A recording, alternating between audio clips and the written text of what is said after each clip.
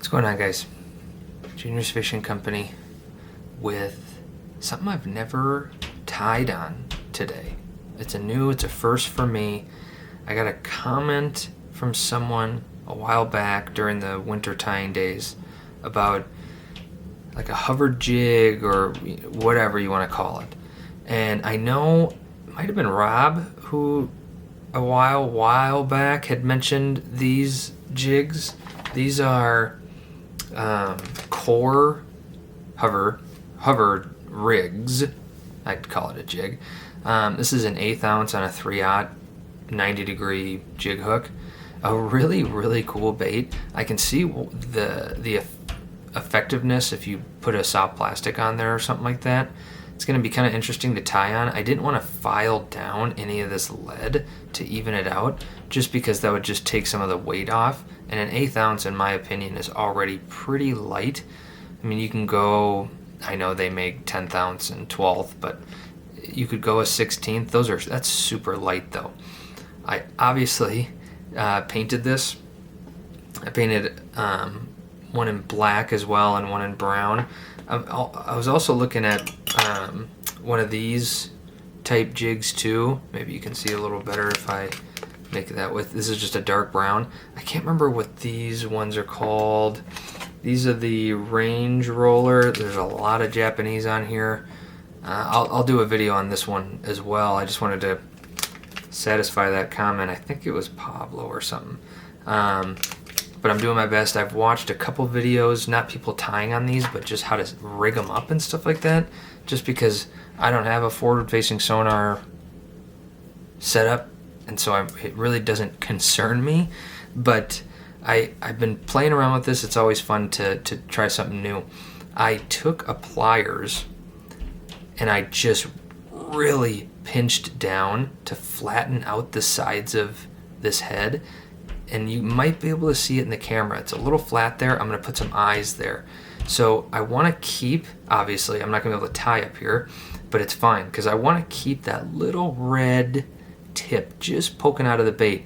I'm going to stop tying right where my hook bends up 90 degrees, and I'm going to put my eyes right by the eye of the hook. So when I put this on, and I'll just do it really quick just to show you, it's gonna come, that eye is gonna sit right where the bend is. And typically, you know, almost every other one I've ever done, it's always behind it, because you can't do that with a different jig or a different hook.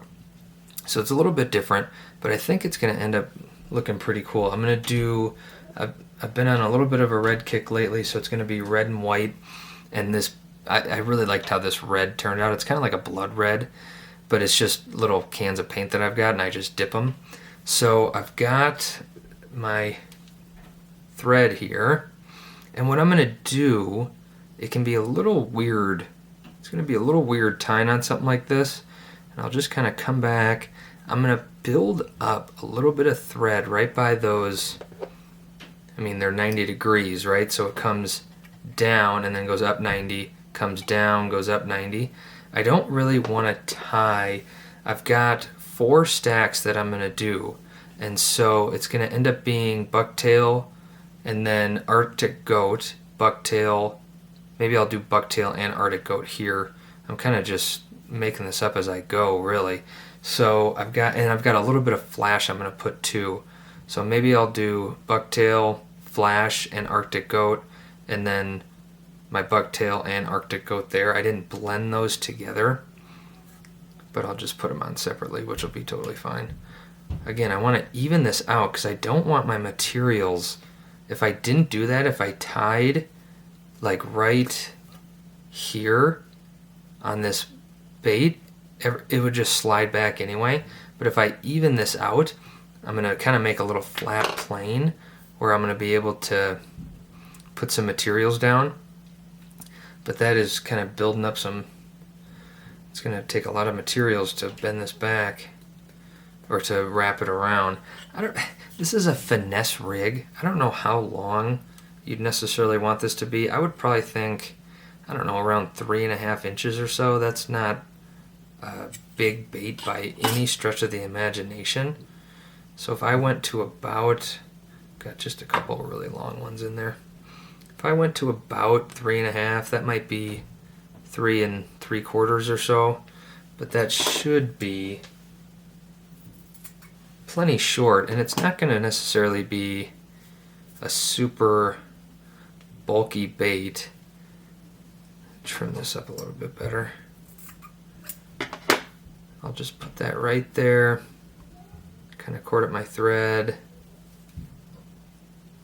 I'll just do a couple wraps there, sliding down a little, comb that out so it's easier to spin around. It is a pretty interesting setup with this body, and I think it might have been a Tackle Warehouse video.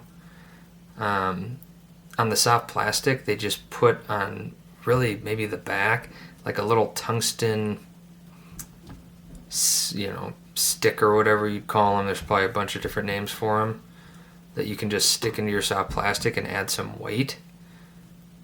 You obviously can't do that with this, but it's a pretty interesting setup. So I'll just get that down. That'll be plenty.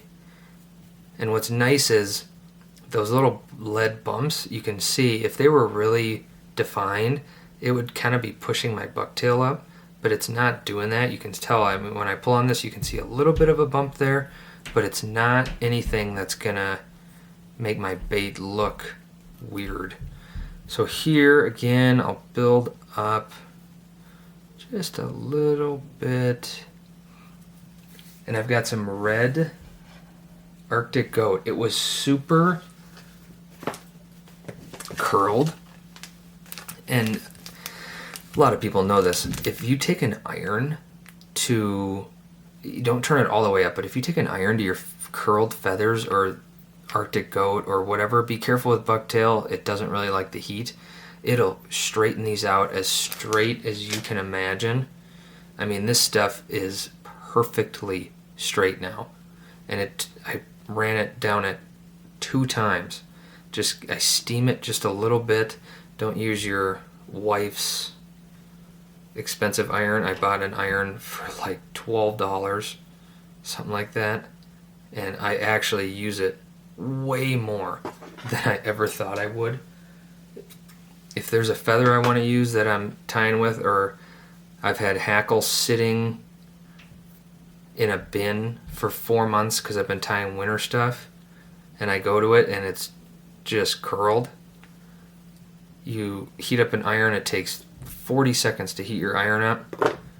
Put it right on there, run it through there, and you are good to go. It's super easy. If I can do it, you can do it too. So you can see that's kind of pushing it up a little bit, but this stuff is so thin and flimsy where I'm not going to have any problem.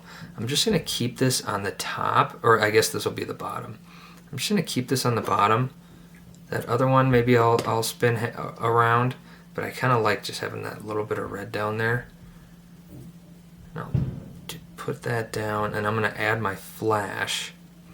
I've just got a little bit of red holographic flashabou, and I want to kind of uneven these tips out.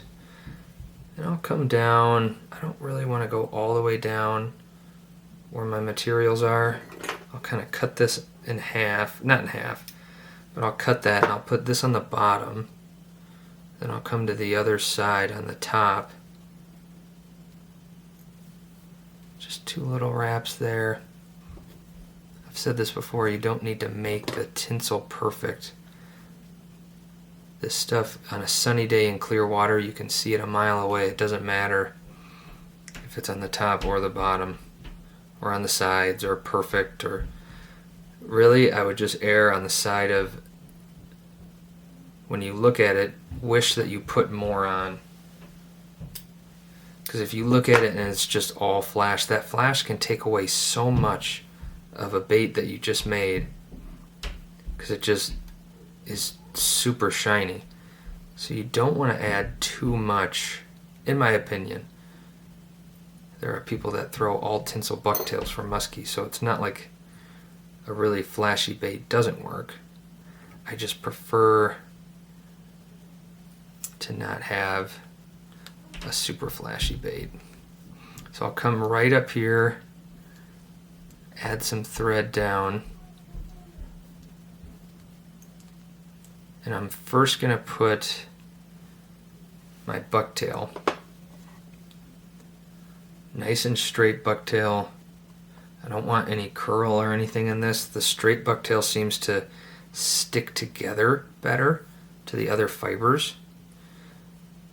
So you just get a more sleek bait. I'll come, I don't know, maybe it's probably what, half an inch or so. Trim this off.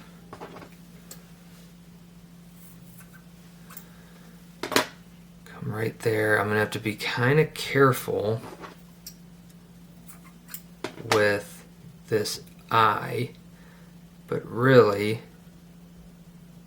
cord at my thread, when I spin it around, it might not like me spinning it past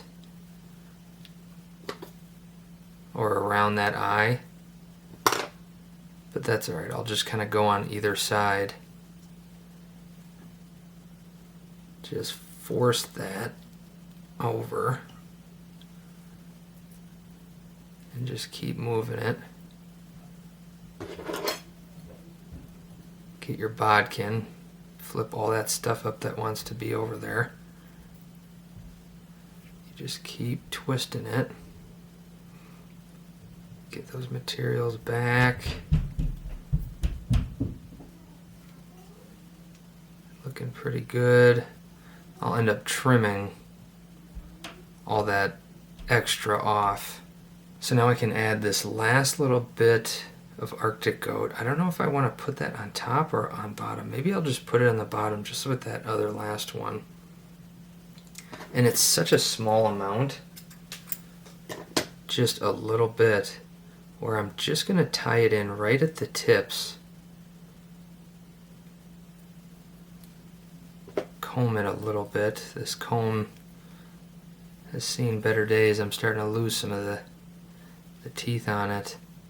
And I'll just kind of spin this around just a little bit and make sure that that's not going to fall out.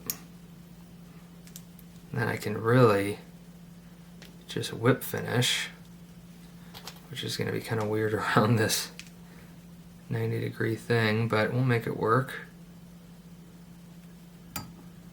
Then I'm going to put these eyes on here. You don't have to put eyes on anything, but I knew I was going to kind of have a little bit of a messy collar look in there because it's such a weird tie-off point where I'll just get this eye. And in almost every video I've posted with eyes, I put UV resin on there. I don't think I'm gonna on this one. Maybe I will. Even that out. Just like that. Kind of looks silly with that little bit of a point. But when it gets wet, it looks almost like a squid. But I am about as far from the ocean as you can be. So I'll put a little bit more. These are 7mm. I could have gone 8.5 living eyes. Just a little bit of a bigger eye on there, just to cover up a little bit more. But really, again, when this kind of comes down, it'll be a nice little bait. I'm gonna let that dry. I might end up putting some UV on there. I'm gonna get it wet. I'll test it out and stuff like that, see if I like it or not. But pretty cool little red, white jig. I've got plenty of red and white now. Maybe I'll venture into other colors. Junior's Fishing Company. Like and subscribe. Drop some comments below. See you in the next one.